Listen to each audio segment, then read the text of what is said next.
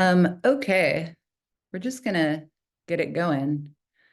I'm receiving spam phone calls that I'm declining, probably Chuck Schumer or something. Hello, everybody. My name is Amelia Bono. I use she, her pronouns, and I'm the executive director of Shout Your Abortion. Shout Your Abortion is a nationwide organization working to normalize abortion and elevate safe paths to access, regardless of legality. We make resources, campaigns, and media intended to arm existing activists, create new ones, and foster collective participation in abortion access all over the country. So we're here today for Abortion Academy. Each of these monthly webinars are presented by one of our exceptionally brilliant colleagues whose work we want to introduce to our larger SYA community. We hope that Abortion Academy will deepen your knowledge, propel your curiosity, help you connect some of the dots between issues you are navigating regionally and what's happening at the national and international level, and ultimately to give you fresh ideas to take back into your community. Audience members will be off camera and muted for security, but we will have a format for you to ask questions throughout the presentation, which our speaker will probably begin answering. Lupita will probably begin answering after about 20 to 30 minutes of presentation. And then we'll chat, and we're excited to take your questions. So Lupita Sanchez is a dedicated community organizer with over a decade of experience organizing alongside rural and migrant communities through progressive youth advocacy and mutual aid initiatives. Her background in trauma-informed care and crisis support has been instrumental in her work as a hotline director. She is devoted to ensuring BIPOC, queer, and trans individuals have access to sacred abortion care. Lupita volunteered her time as an abortion doula up until November 2022, when they were hired as one of Reprocare's healthline co-directors, and continues to provide compassionate support to those seeking reproductive health care. Reprocare is a reproductive justice organization that seeks to holistically support access to abortion care. And one of the ways that they do this is by operating a peer support helpline.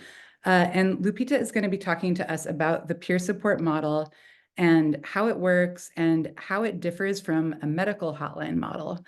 And one of the reasons why we're so excited to hear from Lupita today is that the peer support model closely resembles a lot of what we've been talking about organizationally and in these abortion academies recently, such as the accompaniment model. And, you know, there's a lot of overlap with what Lupita will talk about today with community networks, which we heard about last month at Abortion Academy. And ultimately, these are models that really excite us because we are really excited about learning to take care of ourselves and each other. And the peer support model is about harm reduction and people staying safe outside of the system. And ultimately, it is a model that can help neutralize some of the financial, logistical, and cultural barriers to abortion access, which we know are always showing up in ways that are racist and classist and fundamentally unacceptable. We're so excited to have Lupita here with us, and I'm just going to hand it over to them. Thank you, Amelia. I'm going to go off camera. Hi, everybody. My name is Lupita. I'm one of the co-directors for the Reprocare Helpline, and I'm so excited to be here. I'm going to share my screen, give a presentation about who we are, what we offer, what information we offer, and then open to questions at the end. So let me go ahead and do that really quick. Hey, hope everyone can see that. So a little bit about the Reprocare Healthline. As you already heard, we're a phone and text line offering peer-based support and information for anyone having an abortion at home with pills. We have been active since 2019. Morgan and Phoebe in 2019 met up and said, hey, let's make this happen. And then a few months later, they were like, hey, Lupita, do you want to be part of this project? And I said, sure. And here we are. And so this started around 2019, and we've been active ever since then. This is just an example of one of our flyers, and also open to sending those out, as well as stickers to anyone who would be interested in getting those. But yeah, we offer information. Our expertise is in self-managed abortion support. So that's people managing their own abortion at home, but we also offer compassionate, anonymous support to people having just going through the navigation process of going through an abortion. What we offer. So we are open 7 days a week in both English and Spanish. The only time that we're closed is maybe for a week and some days during the holidays. We're open from 9 a.m. to 9 p.m. Pacific time. And yeah, we're always available and we'll respond to any calls and text messages within at least an hour. For those who do end up calling us, we have the call goes straight to a voice message where people can share a little bit more information about what they're looking for and whether or not the number is a safe number to call or text, important information, and then we'll go ahead and return that call or text them back. We support people navigating where to find pills, and we share resources such as Aid Access, Plan C, Las Libres, a buzz, and a whole other array of resources and avenues. We also offer accurate medical information on how to take the medication, what to expect, answering questions about symptoms like what's normal, what's not normal. We have people asking questions like, I don't know, I'm not bleeding and I took this many amount of pills, and what should I take more? Or I'm bleeding too much. Should I be concerned and go to the ER? Or how do I even take this medication to begin with? Or how I'm in pain and how do I best manage my pain? We're very open to just meeting people where they're at. Even if someone doesn't want to take any medication, we offer other holistic resources and information on how someone can help mitigate their pain. We just want to make sure that the caller is feeling listened to, really heard, and supported by us. And we really pride ourselves on that. Along with that, we also support people throughout the entire process. We offer emotional support, whether it's someone calling and they're in the middle of their abortion, or it's something that they're thinking about and they're unsure about, the emotions that are coming up, and they just want someone to talk to that they don't know. They want to feel like they can really express themselves, and sometimes having calling a stranger can help navigate those emotions. And so we offer that support as well, even supporting people after the fact, and offer emotional support as well for that. We've spoken to clinic defenders who are just having lots of emotions come up about everything that they're going through. And so we'll speak to them as well. We'll speak to parents, we'll speak to partners and family members and friends where they're supporting. We've spoken to partners, calling us and saying, hey, I have no idea what my partner is going through, but I want to make sure that I can support them and I don't feel like I can ask them right now. So can you share some information on how I can help my partner out? And we'll have those conversations with them. And sometimes we'll get a call back from them and they'll want to talk about their own experiences being in a relationship with someone going through an abortion. So we're here to offer all kinds of emotional support to anyone who needs it regarding abortion access.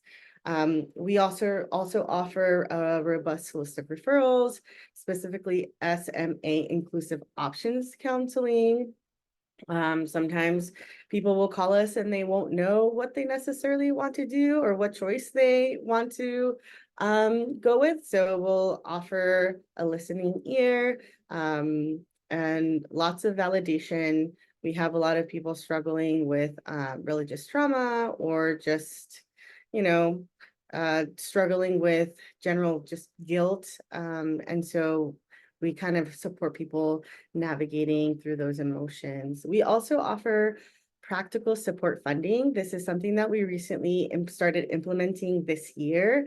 And so if someone is traveling to a banned state and they would appreciate a little of some money to go towards gas, or maybe they're missing work and some extra cash would help. Maybe they're taking their family with them and they need access to a hotel room, and we can offer funding for that as well. Someone might be managing their abortion at home and they need some money to get pain medication or heating pads at their local pharmacy. And we'd be more than happy to support people and offer that kind of funding as well. And we recently started our care package support, and coming soon. So we haven't actually sent them yet. We're currently in the process, but if we have anyone calling us who is planning to have an abortion, they'll go on the phone and say, hey, I'm thinking about ordering pills. Where can I order them? Check. We can share that information. Hey, I'm concerned about just the legal repercussions. We can also share some information and resources for that. And then they're like, okay, I ordered my pills. They should be coming in the next week or so. And then we would then go ahead and send the care package their way. So then they would have access to teas, pads, heating pads, some sweets or something to kind of make them feel less alone. For some people, this experience can be a little isolating. So we want to make sure that they feel supported and seen and validated. And this is just another way of us doing that for them. All of our support is virtual and remote. Like I mentioned earlier, we are available via phone or text or on Signal. The same phone number that we share publicly is the same number that we have connected to our Signal. So we're also available on Signal for those who are just trying to be extra cautious around specific security concerns. We usually try to push for Signal, but we can be texted through regular text as well. We're a highly public available resource. We have had people find us online. We've had young people contact us because they found us on TikTok or Instagram. Just a general, online search on Google. And we make sure to support people in all 50 states and also people outside of the country. We have a lot of access to resources, and so we can help people anywhere. There hasn't been a place where we've gotten a call and we haven't been able to get people access to pills. Not yet. So we are also open to being referred by institutions who are not comfortable counseling people on self-managed abortion directly.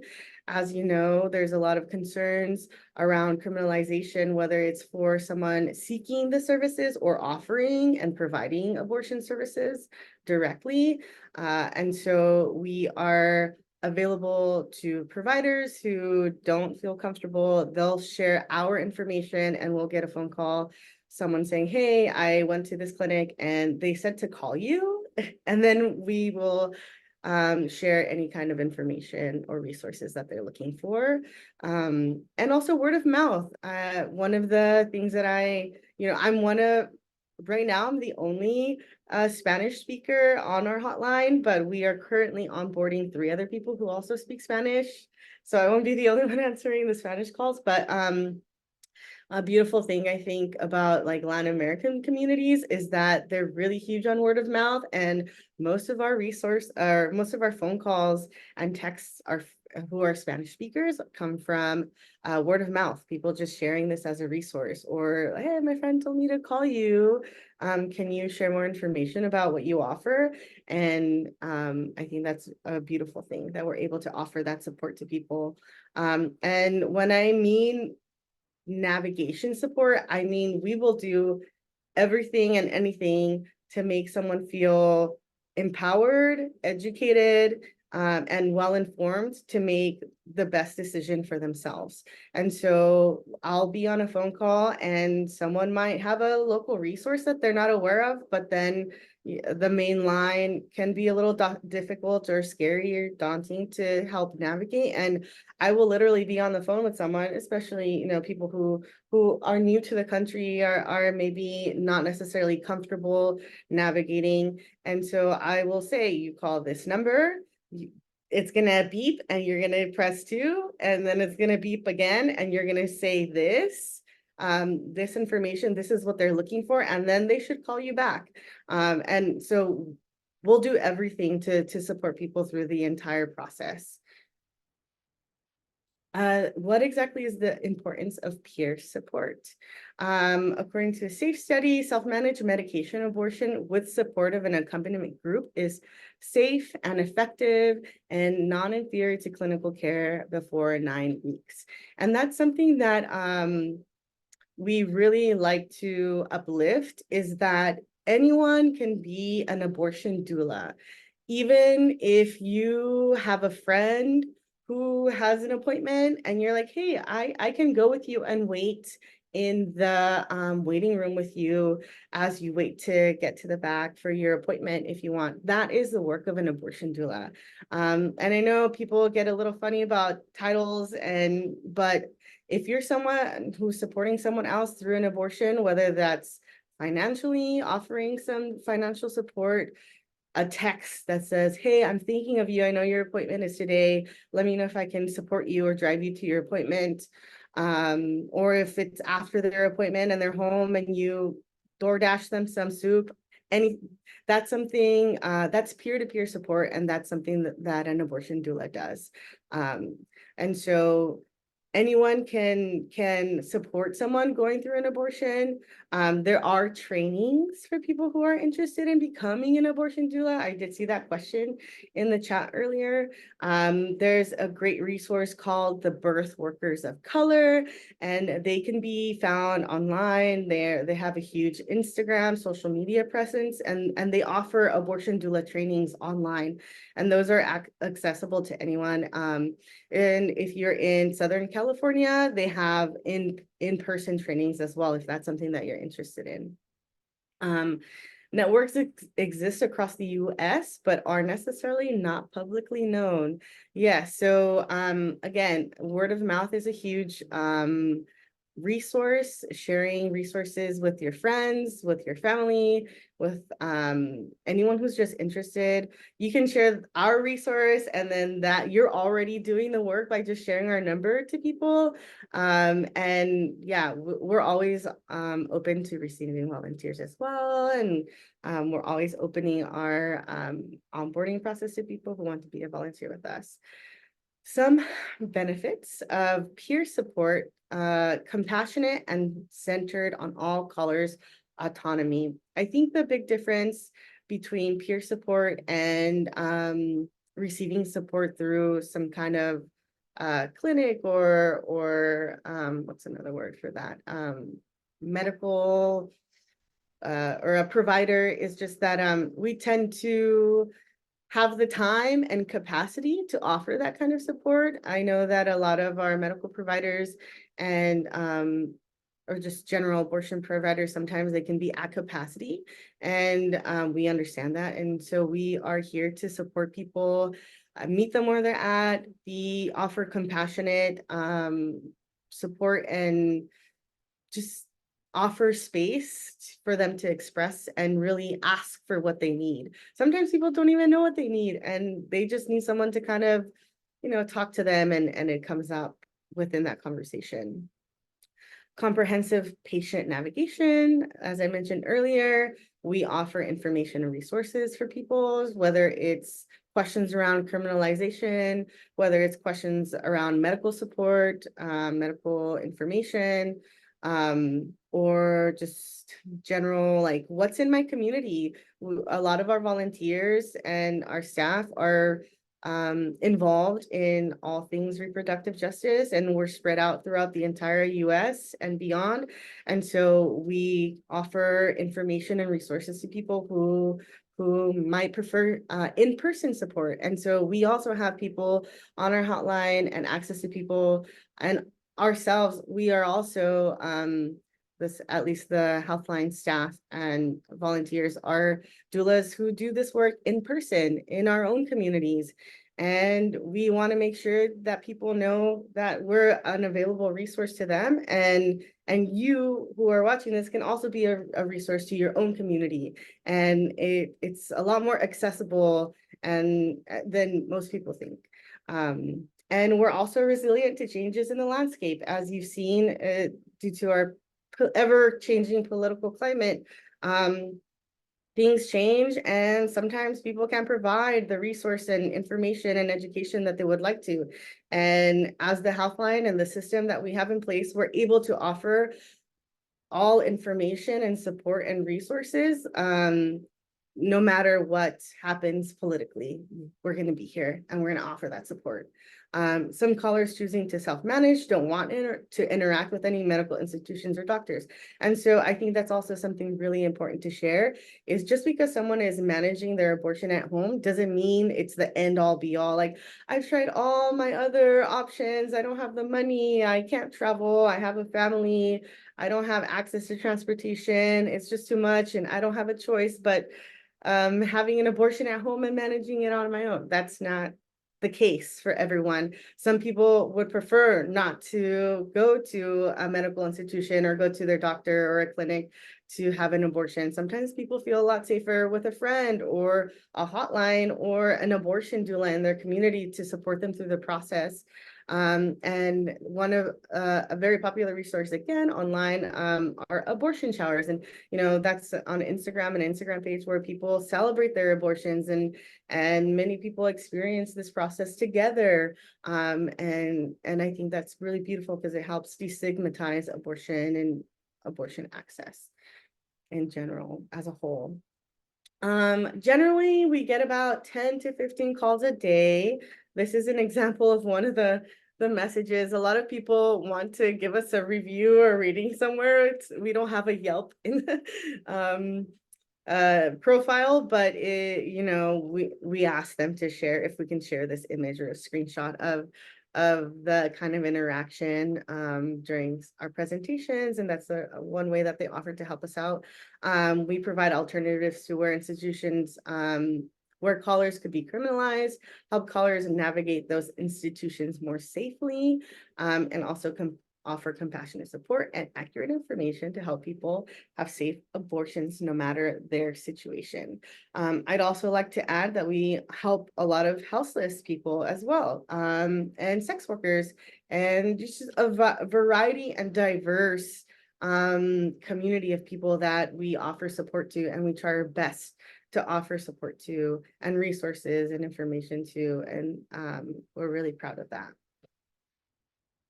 How can you offer peer support? No paths to access an abortion. There you go. If you learn, even just knowing, you know, the very popular, well-known and wonderful resource as plantseedpills.org, knowing that that's a resource that you can share with someone who is interested in ordering pills, that's already a really great way that you can offer support to people in your community.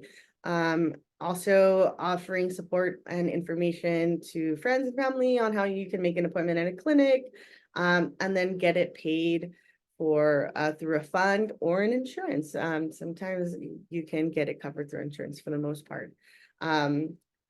Even just letting your community know that you are a safe person to come to.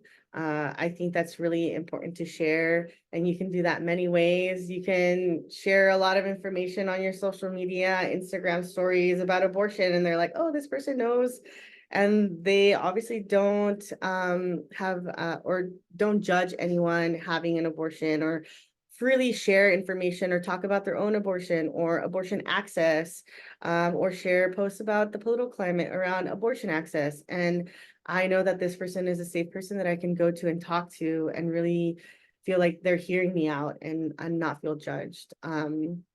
You can practice non-judgmental, compassionate, and emotional support. Listening and affirming are a lot more important than you think, especially as someone who's been doing this work for a minute now. Sometimes people call us very distraught, of course, and confused and scared. And then all they had to do was express how they were feeling, and all we had to say is, you're not a horrible person and you have the right, you deserve the access to this kind of care, and we support you in your bodily autonomy. And that's all sometimes people need to hear, and they're like, got it, thank you, I know, I feel confident in my choice now. Or ordering the pills now, or taking the medication as we speak, you know. And so it's a lot more powerful than you think.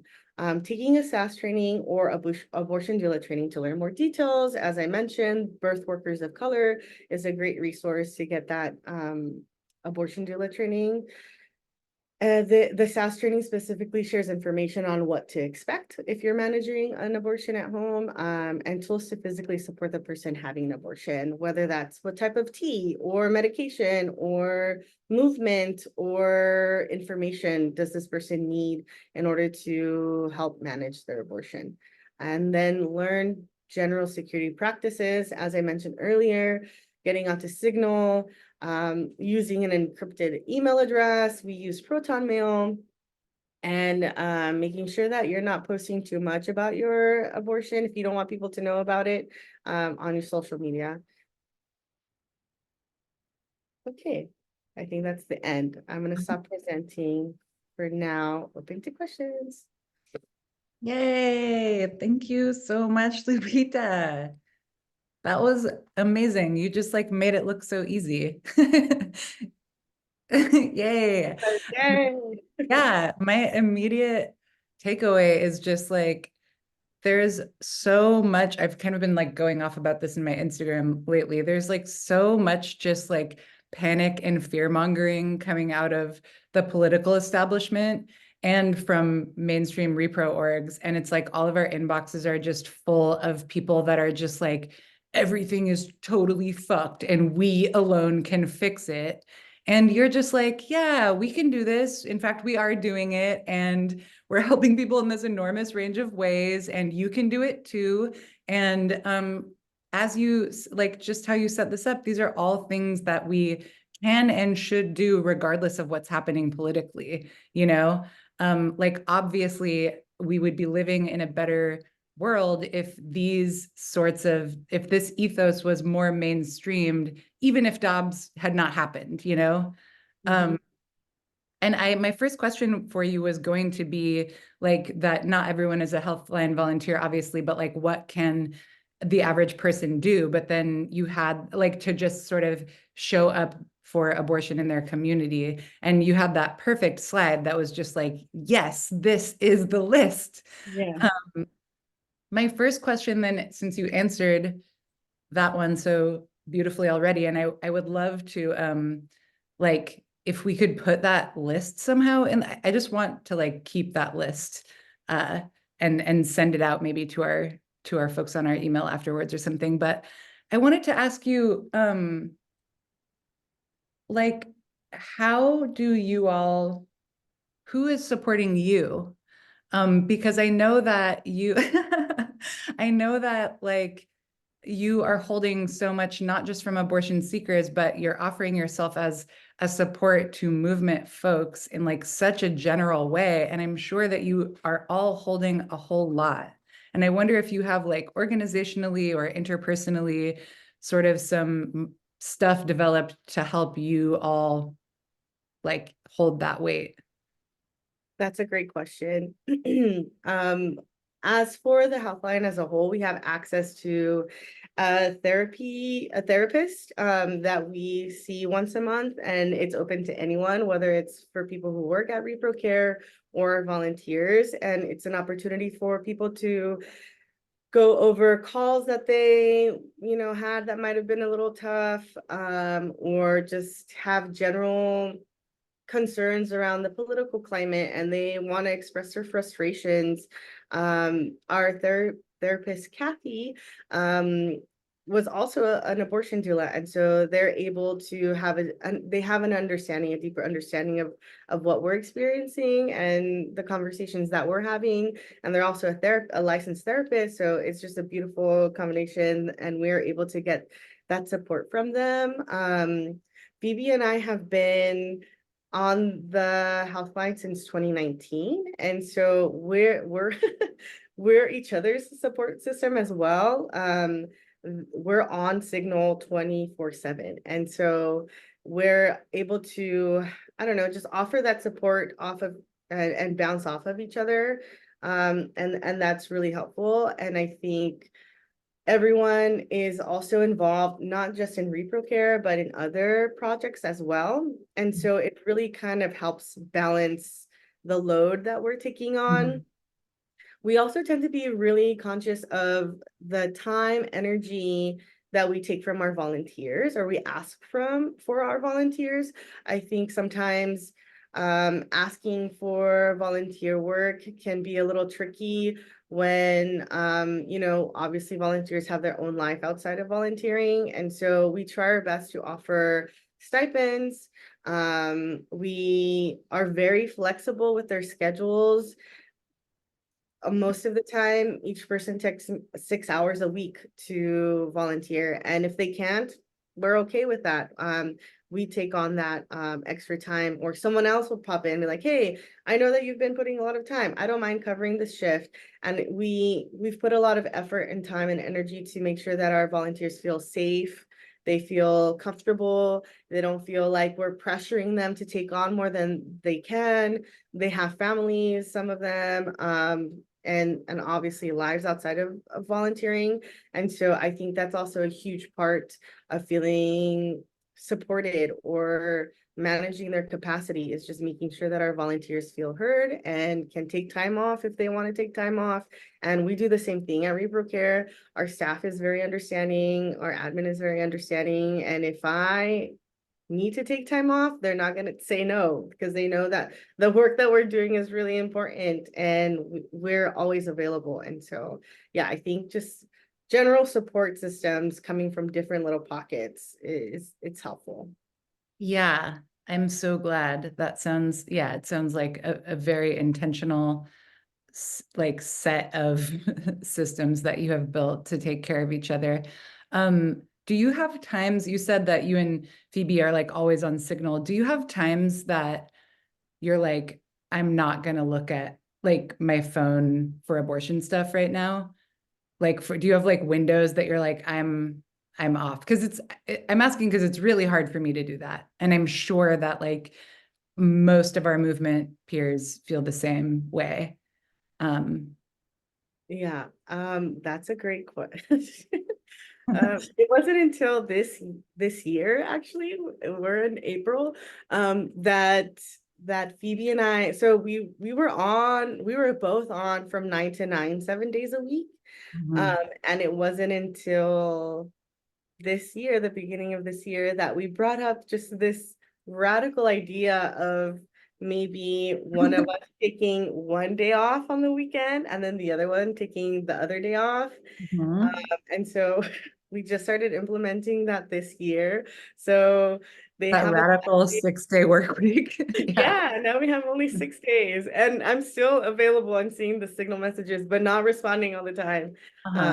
And it can be difficult, but I think we've set up a system where, and we're just so like passionate and dedicated Yeah, about this work. totally. So that's probably Yeah. where you're coming from as well. Yeah. So I I'll was be, just gonna say that too. Like I can sense that from you, that, and I feel the same way, that like there's a huge difference between people who feel like they cannot stop either because of something coming from within them that's telling them they have to like work that much, or they have to like, or that they're afraid that if they don't help people that no one else will be able to. But there, I think, it's like I've done other kind of support work before this, and there is sometimes, I think, a sort of almost an addiction to this kind of work that can happen, that can be really difficult to like see your way out of, Um, and I think that what I get from you though is you love to do this and it's what you want to be doing. And I think that that's really different and it's really beautiful. And like, it's really beautiful that you have found and helped create this thing that is full of people who feel the same way. Mhm. Um, and it's such a cool model. It's just like, it's just the world I want to live in, And it's so not gate kept is my favorite thing about it. It's like antithetical to that. Um, and I wanted to ask you how you feel like Reprocare has been influenced by like international models and movements. Yeah, we take the accompaniment model. A huge influence are acompañantes in Latin America and Mexico. And so I think it's really important to highlight that the accompaniment model here in the US would not exist if it weren't for them creating it in other countries. And so we take a lot of influence and from those models. And Mhm. so, as I mentioned earlier, Las Libras is a huge inspiration, and we do offer them as a resource to a lot of people who call us. And for those who aren't familiar with Las Libras, they offer free pills delivered to people's homes. Yeah, free abortion pills. Yeah. It can be mailed Free to people abortion pills worldwide. Free abortion. worldwide. Yeah. And so, yeah, they're a huge resource, a very popular one that we share. And they're also, their model of accompaniment is a huge influence on how we do the work that we do.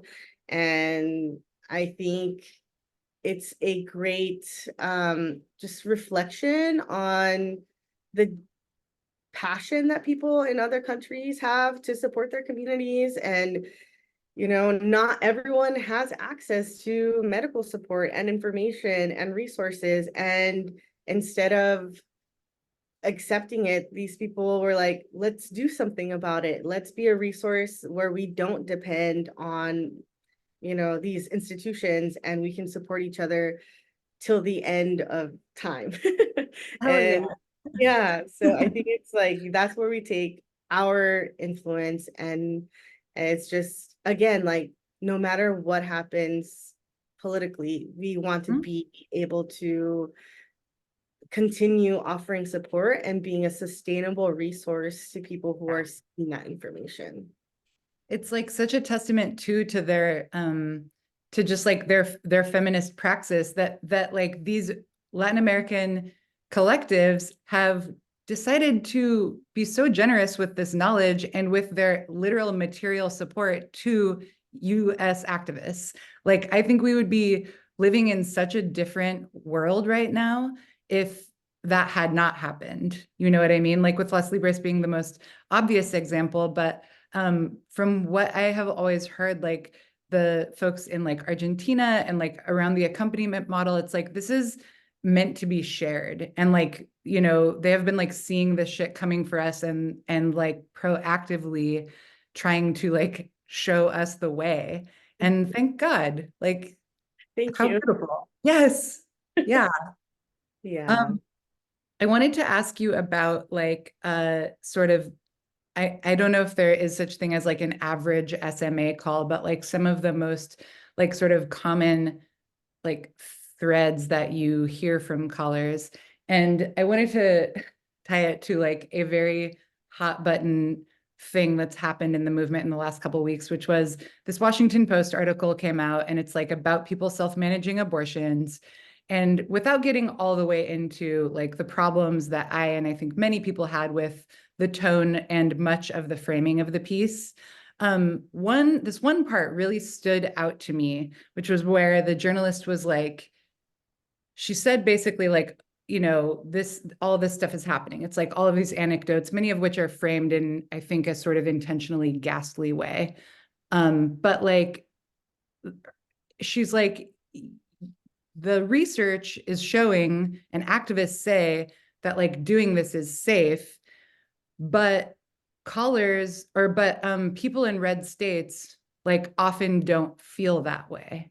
And to me, that makes me want to change that and help people to feel safer and help people to understand that accessing pills through sources like community networks is safe and help people to understand that the risk of prosecution is relatively very low and that the risk of medical complication is very low and that like it just it felt like a clear call to confront that fear with truth and support, and bringing people into, a space like Reprocare is like the best possible way to do that. So I guess I'm wondering, how often do you encounter callers who are just really scared? And like, what are their primary fears, I guess?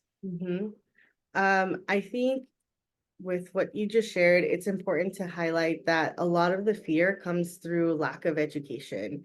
And so a lot of people don't have the background or understanding of how safe these pills are, or how you don't need a medical provider or to be around someone with a license to go through this process. And yeah, I think so. A lot of it has to do lack of education. We do get a lot of calls from Florida and Texas, to the point where we'll be speaking with really young callers who need just general sexual education on how their body works.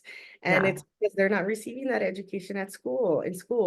And so we're more than happy to help young callers navigate that. But I think that a lot of the fear is from lack of information, and also just the fear mongering that's going on politically. And so Yeah. I think once people, so people do call us who are scared and concerned about maybe criminalization, even just like, because there's so many different laws in each state Yeah. around abortion. It's Yeah. like, how would you expect someone to help to Oh my understand God. what's going No, on, it's like we don't even understand. Like movement people don't even understand. And Right. in part, that's because they're like making this shit up, It's like not, and because laws aren't real. Like no one's just tested it yet. Right, exactly. And so I was just gonna say that we can barely keep up with what's going on. Yeah. And so it's like lack of information, fear mongering, and education, like sexual education. And so that's usually where we kind of like take a step back and really meet these people where they're at and ask them questions. We don't tell people what to do. We don't share information that people don't ask for. Mhm. And we are really good about taking a pause and allowing them to express themselves, and to the point where they eventually get to their own answer. Yes. Uh, Yes. and so a lot of the times that's how we navigate those calls. People Yeah. do call, and they're like, is this illegal? Yeah. Or like, how likely is it for me to get criminalized? And or like if I don't know. And so we'll just share resources and Yeah, like I was best. going to say, do you attempt to answer those questions or do you just direct them to the Repro Legal helpline? We direct them to the Repro Legal Healthline, and we also share best practices on Yeah. how to navigate that. So for the Yeah. most part, a lot of people who do end up being criminalized, it's due to someone really close to them. And so asking questions like, do Right. you feel safe? Yeah. Is this a safe number to continue talking to Yeah. you? And just asking those questions, helping them navigate their own concerns, and then also sharing the Repro Legal Healthline. Do you have a sense of like how callers are learning about SMA?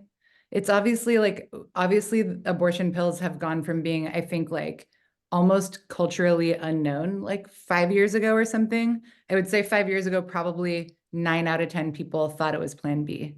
And Mhm. like now it's like, I think that probably we're approaching a cultural saturation point where like if someone has an unintended pregnancy, they maybe have a notion on average that that's a possibility.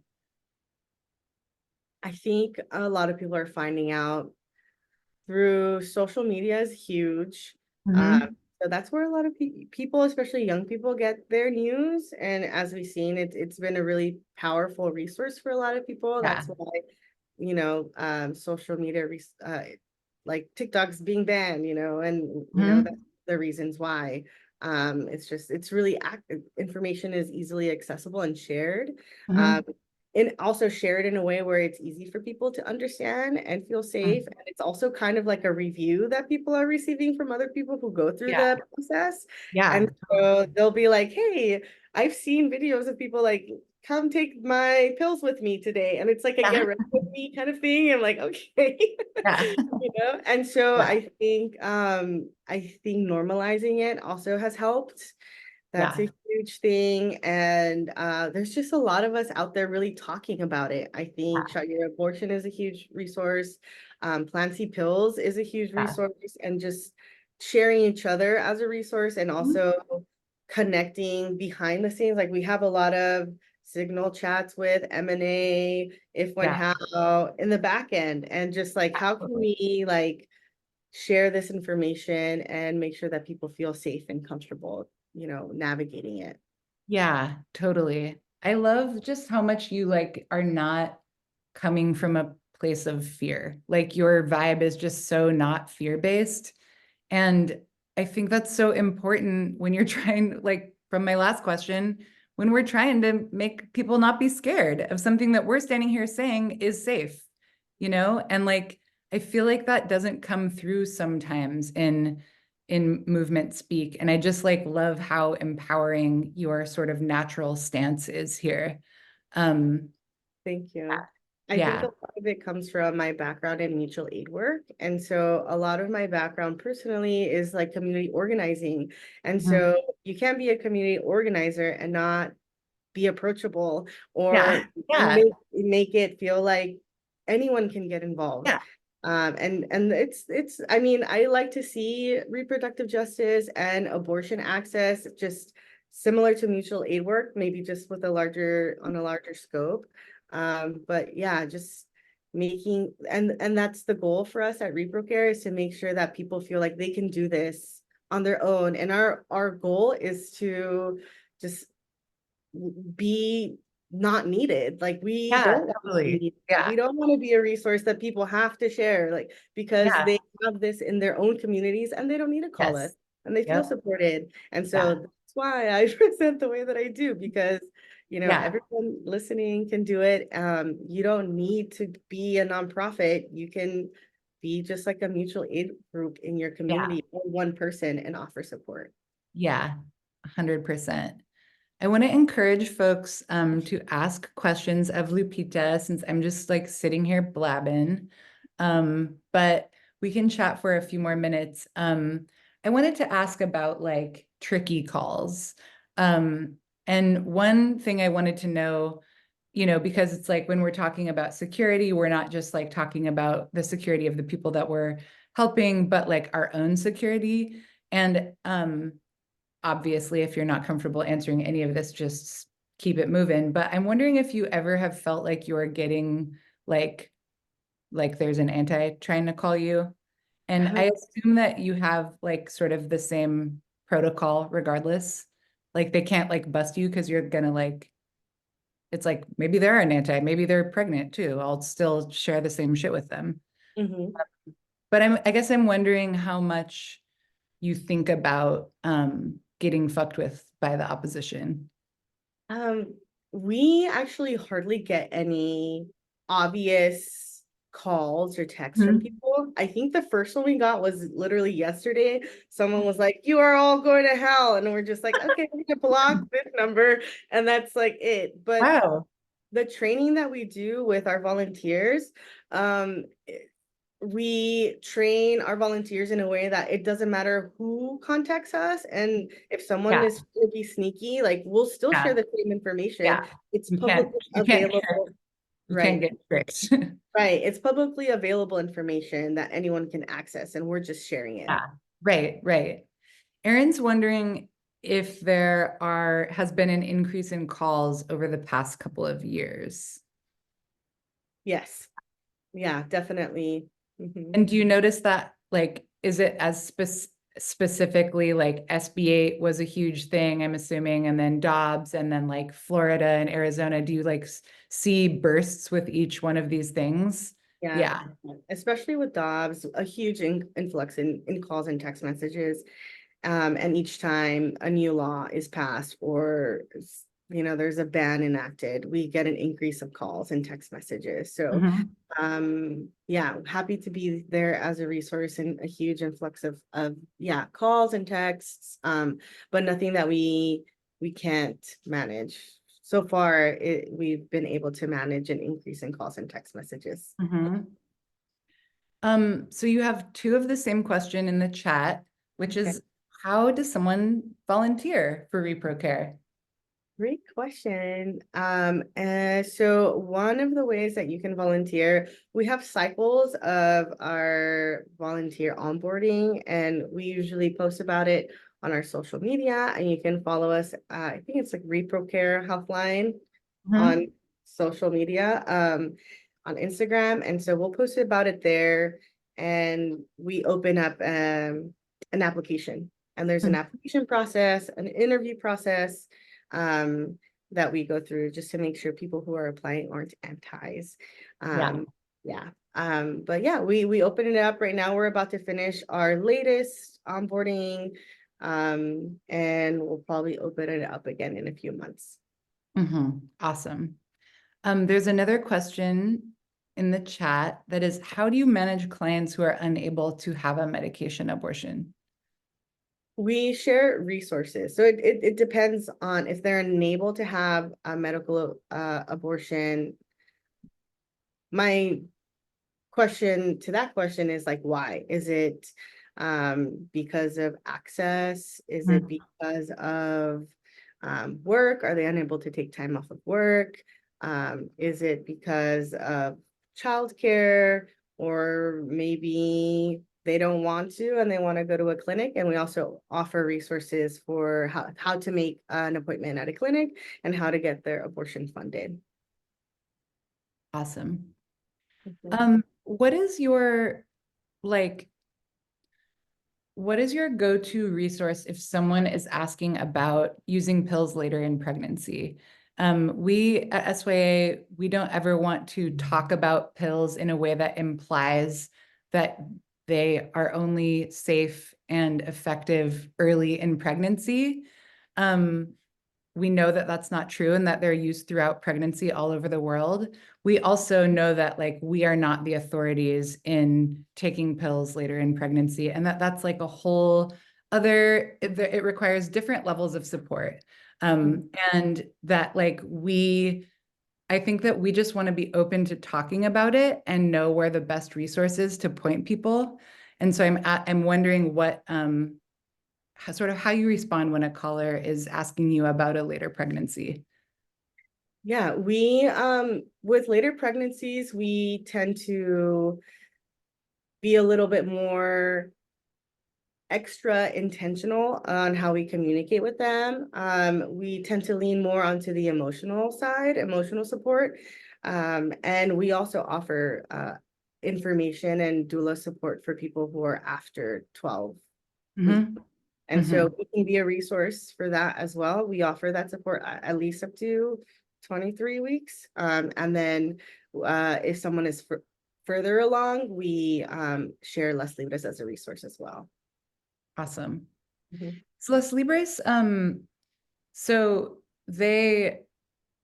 is their doula support still primarily like via text message?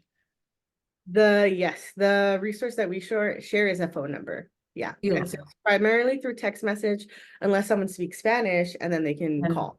Yeah, gotcha. That's what I thought. Thank you so much. for all of that. This has been really so cool. This is such a beautiful, important project that like I just love the lack of scarcity that you are just embodying here, and just like the can-do attitude of a seasoned community organizer that's just like, we can do this. We're out here doing it all the time and we're never going to stop. And I think that, yeah, it's just makes my shoulders relax every time I talk to somebody who is like putting that out into the world. And yeah, we can do it, is the bottom line. There's one more question. So there's one more question that is, for the practical support piece, what is your timeline? For example, there have been times when I've worked with a client needing gas money to get to an out-of-state appointment last minute. Yeah, so we tell them that we will cash app them within 24 hours. And so I think the beautiful thing about being a smaller resource and not like a giant abortion fund is that we are able to get to people a lot faster than other larger abortion funds. And so a lot of the time we'll get people calling us even after we sent them their money, just continuing to like ask for help, because they're like, I've called 1, 2, 3, all these other abortion funds and we're not getting a call back, and you're the only one answering our calls, and we know that you already sent us money, but what do we do now? Like, can you send us more money, or like, how do I navigate this? And so yeah, we at least 24 hours to get that money. Mm-hmm. I mean, yeah, that's really another amazing thing about being like a small, scrappy, mutual aid oriented fund, is like, or organization, is like, we'll just cash app you in the next day, Right. Yeah, and Reprocare, especially specifically the healthline, because there are branches to our organization, but the healthline is very intentional to make sure that it stays scrappy and small. Yeah, And totally. Yeah. And like, I think, it's like the idea is we just continue teaching other people to do all this shit. And then there's no such thing as experts. We're just all doing it. yeah, that's the goal. I want to end with just, if you can ask, or if you can share, and before I say this, so 2 orders of business. One is, there is a raffle for Abortion Academy attendees, wait, how do we do it, Erin? I forget. I think that if you're here, you're entered to win a fabulous prize, but I kind of, Yeah, automatically entered, but we won't do it on camera just not to give people's emails away if they don't want that. But I will email you if you win, and you will win a prize. yeah. So the point being, we are bribing you to attend Abortion Academy with fabulous prizes, and you are all now participating in that. I also wanted to mention that SYA is, we are about to launch a fundraising. Well, we just yesterday launched a fundraising push called Give Big, which is a Washington State Day of statewide nonprofit giving. It's May 7th and 8th. And yeah, Michelle will put the link to our page in the chat. We are really excited about our next year of programming, and helping spread the word about organizations like Reprocare. Like, we see ourselves as like a microphone that is trying to help activists and would-be activists all over the country to understand how abortion access works these days, and how to help people navigate that with support, and how to know who the real ones like Reprocare are out there, how to get plugged in, how to support, just like how to understand the landscape. And yeah, we would be grateful for anybody's support, whether that's in the form of a donation or like sharing that link, so we can continue to blast the good work of others. And the last thing I wanted to ask you is just like, what's some of the feedback you hear from callers who are telling you like the way that what this has meant, what your support has meant to them, or how they feel their experience is different than it may have been otherwise. A lot of the time people are not used to having conversations with people who don't straight away go into fix it mode. And so I think a lot of the feedback that we get is just that we offer the opportunity for people to just express themselves and be upset and angry and sad and Yeah. not feel like we want it to stop. And we Yes. just, it's like, can you stop being sad? I'm sorry. No, like it's okay. Yeah. Yeah. And we understand how complex it all can feel. Yeah. And so that's one of the biggest things is we'll be on the phone with people for over an hour. Mhm. It's just them trying to make sense of their situation and wanting to feel validated.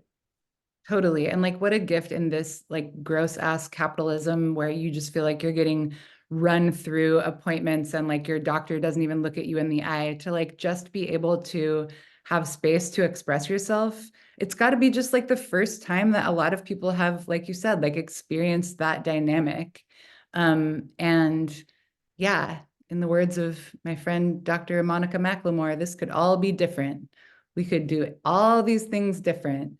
And yeah, it makes me think about when I worked at a crisis clinic here in Seattle, and there was like so much, people have so much anxiety about what to say to someone who's in a really tough spot, who's in a crisis.